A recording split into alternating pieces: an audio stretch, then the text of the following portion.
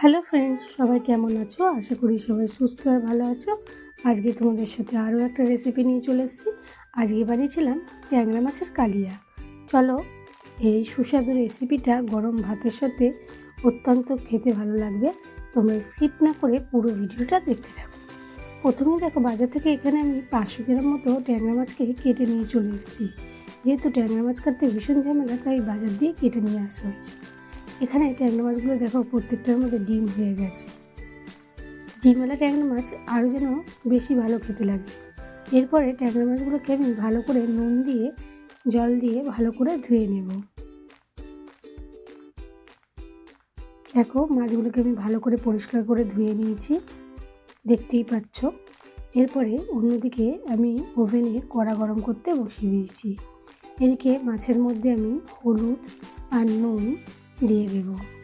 যেহেতু এই মাছের আঁশ নেই, তোমরা জানো যে খুব ফাটে আঁশ ছাড়া মাছ, তাই আমি এখানে সর্ষের তেল দিয়ে দেব। বেশ কিছুটা সর্ষের তেল দিয়ে অন্যদিকে কড়া গরম হয়ে গেলে সর্ষের তেল দিয়ে দেবো বেশ কিছু পরিমাণে গরম হওয়ার জন্য। এখানে উপকরণে কড়াইশুঁটি, এখানে লম্বা করে কেটে রাখা নিয়েছি আলু, নিয়ে নিয়েছি লঙ্কা চেরা, টমেটো কুচি, আর নিয়ে নিয়েছি পেঁয়াজ কুচি। এদিকে মাছগুলোকে আমি ভালো করে নুন হলুদ আর তেল দিয়ে ম্যারিনেট করে নেব। মাছে নুন হলুদ মাখানোটাও সবথেকে একটা বিশেষ উপকরণ। আস্তে আস্তে করে মাখাতে হবে যাতে ডিমগুলো বেরিয়ে না যায়। এভাবে নুন হলুদ মাখানো হয়ে গেলে প্রায় 5-10 মিনিট আমি রেখে দেব। দেখতেই পাচ্ছ, আমি খুব হালকা হাতে মাছগুলোয় নুন হলুদগুলো মাখিয়ে নিচ্ছি। এরপরে কড়াতে তেল গরম হয়ে গেলে আমি খুন্তি দিয়ে ভালো করে কড়ার চার সাইড তেলগুলোকে লাগিয়ে নেব। দেখতেই পাচ্ছ, তেল আমার গরম হয়ে গেছে, কালারটা অন্যরকম চলে এসছে। এরপরে খুন্তি দিয়ে আস্তে আস্তে করে আমি মাছগুলো দিয়ে দেব। এখানে আমি 6 পিস মতো মাছ দিলাম, দিয়ে ঢেকে দেবো। যেহেতু এই মাছগুলো ফাটে, তাই আমি ঢেকে দিয়েছিলাম। আমি আগে দিয়ে সর্ষের তেল দিয়ে মাখিয়ে রেখেছিলাম। এক সাইড ভাজা হয়ে গেলে খুন্তি দিয়ে আমি অন্য সাইডটা উল্টে পাল্টে নেব। খুব হালকা হাতে মাছগুলোকে আমি আর এক সাইডটা ভেজে নেব। দেখতেই পাচ্ছ, আমার এক সাইডটা হালকা ব্রাউন কালারের হয়ে গেছে। অন্য সাইডটা মাছগুলো ভাজা হয়ে গেলে আমি মাছগুলো এক এক করে একটা প্লেটের মধ্যে তুলে নেব।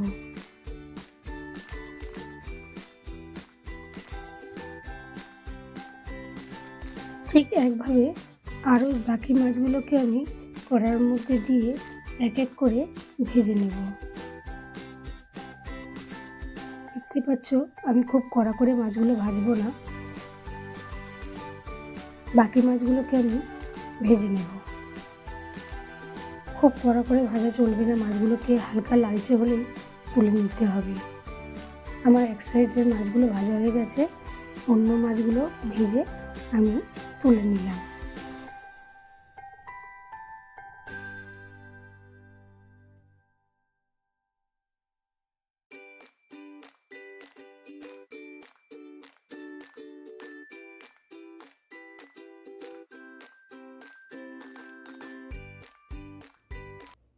এরপরে মাছগুলো তোলা হয়ে গেলে আমি তেলটাকে আবার খুন্তি দিয়ে ভালো করে নাড়িয়ে চাড়িয়ে কেটে রাখা পেঁয়াজের কুচিগুলো তেলের মধ্যে দিয়ে দিলাম। দিয়ে ভালো করে পেঁয়াজের কুচিগুলো আমি ভেজে নেব। যতক্ষণ না পর্যন্ত হালকা ব্রাউন কালার হচ্ছে আমি ভাজতে থাকবো। দেখতেই পাচ্ছ, পেঁয়াজগুলোকে আমি ভাজছি। এরপরে পেঁয়াজগুলো যখনই হালকা ব্রাউন কালার চলে আসবে, তখন আমি আগে দিয়ে কেটে রাখা যে লম্বা করে আলুগুলো আমি এই ভাজা পেঁয়াজের ওপর দিয়ে দেব। তোমরা চাইলে আলুগুলো পেঁয়াজ ভাজার আগে লাল করে ভেজে তুলে নিতে পারো। আর যদি হাতে সময় খুব কম থাকে, তাহলে তোমরা পেঁয়াজটা আগে ব্রাউন করে ভেজে নেবে, নিয়ে কেটে রাখা আলুগুলোকে দিয়ে দেবে। দিয়ে ভালো করে নেড়ে ছেড়ে পেঁয়াজের সাথে মিক্স করে নেবে, যাতে প্রত্যেকটা আলুর গায়ে তেলগুলো ভালো করে লাগে। আর সামান্য একটু নুন দিয়ে দেবে, যাতে আলুর মধ্যে নুনগুলো ভালো করে ঢুকে যায়। এরপরে আলুগুলোকেও বেশ কিছুক্ষণ ধরে ব্রাউন কালার করে ভাজতে হবে। খুব কড়া করে ভাজতে হবে না, হালকা কালার চলে এলেই তোমরা এর মধ্যে আগে দিয়ে যে কুচানো টমেটো কুচিগুলো আছে সেগুলো দিয়ে দেবে। দেখতেই পাচ্ছ আলুগুলোর কালার আমার হালকা ব্রাউন কালার চলে এসছে, তার মানে আমার আলু ভাজাটা হয়ে গেছে। এরপর টমেটো কুচিগুলোকে আমি দিয়ে দেব। টমেটো কুচিগুলো দেওয়া হয়ে গেলে খুন্তি দিয়ে আবারও আলু পেঁয়াজের সাথে ভালো করে টমেটো কুচিগুলোকে মিক্স করে নেব, যাতে টমেটোগুলো খুব ভালো করে ভেজে নরম হয়ে মিশে যায়। এরপর চেরা কাঁচা লঙ্কা দুটো দিয়ে দেব, দিয়ে অনেকক্ষণ ধরে ভাজা করতে থাকবো। দেখতেই পাচ্ছ টমেটোগুলো নরম হয়ে গেছে, এবার প্রত্যেকটার সাথে প্রত্যেকটা ভালোভাবে মিশে যাচ্ছে। এরপরে আমি কিছু মশলা এর মধ্যে দেবো, তোমরা মিস করো না, দেখতে থাকো। এখানে আমি কড়াইশুঁটি দিলাম বেশ কিছু পরিমাণে, দিয়ে ভালো করে আবার মিক্স করে নেব। যেহেতু এখন বাজারে কড়াইশুঁটিটা ভীষণ পরিমাণে উঠেছে, আর আমরা কড়াইশুঁটিটা ভীষণ সব তরকারিতে খেয়ে থাকি, তাই বেশি পরিমাণে দিলাম। এরপরে স্বাদ অনুযায়ী নুন দিয়ে দেব। যেহেতু আমি আগে নুন দিয়েছিলাম অল্প, তাই অল্প দিলাম। এরপরে হলুদ গুঁড়ো দিয়ে দেব, লঙ্কার গুঁড়ো,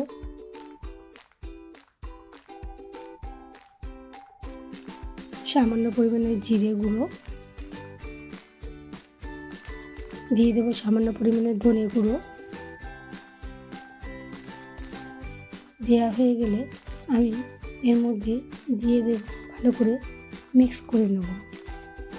যেহেতু গুঁড়ো মশলা, তাই আমি ভালো করে মিক্স করে নিতে থাকবো, যাতে পোড়া না লাগে। দেখতেই পাচ্ছ আমি ভালো করে মশলাগুলো আলুর সাথে মিক্স করে নিচ্ছি।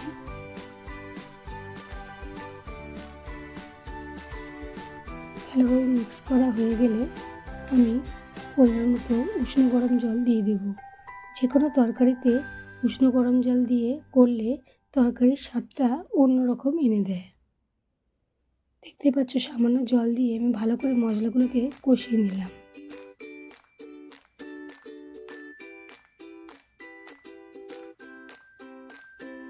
সামান্য চিনি দিয়ে দিলাম, দিয়ে আবারও বেশ কিছুক্ষণ কষাতে থাকলাম। চিনি দিলে একটা অন্য কালার এনে দেয় তরকারি, তাই আমি খুব সামান্য পরিমাণে দিলাম, তোমরা চাইলে নাও অ্যাড করতে পারো। এরপর বেশ কিছুক্ষণ ধরে কষাতে কষাতে যখন দেখো তেল ছেড়ে দিয়েছে মশলা দিয়ে, আমি এর মধ্যে উষ্ণ গরম জল বেশ কিছু পরিমাণে দিয়ে দেবো। আলুগুলো সিদ্ধ হওয়া পর্যন্ত অপেক্ষা করব। এরপর দেখো গ্যাসের ফ্লেমটা আমি জোরে করে দেবো। দেখতেই পাচ্ছ ফুটে উঠেছে, তার মানে এবার দেখে নেব আলুটা আমার সেদ্ধ হয়ে গেছে কিনা। কিছুক্ষণ নাড়াচাড়া করার পর আমি দেখলাম আলুটা সেদ্ধ হয়ে গেছে। এরপরে আস্তে আস্তে করে ভেজে রাখা মাছগুলোকে আমি দিয়ে দেব। প্রত্যেকটা মাছ আস্তে আস্তে করে কড়ার মধ্যে দেওয়া হয়ে গেলে খুন্তি দিয়ে আমি প্রত্যেকটা মাছকে মশলার সাথে ঝোলের সাথে মিক্স করে নেব।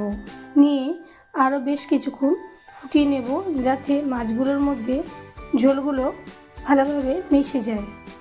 এরপরে ফুটে ওঠার জন্য অপেক্ষা করার পর আমি আগে থেকে কুচিয়ে রাখা ধনেপাতা এর ওপর দিয়ে ছড়িয়ে দেব।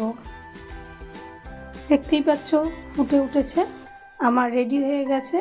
খুব একটা ঝোল রাখবো না, একটু গামাখা থাকবে। এরপরে ওপর থেকে কুচানো ধনেপাতা আমি ছড়িয়ে দেব।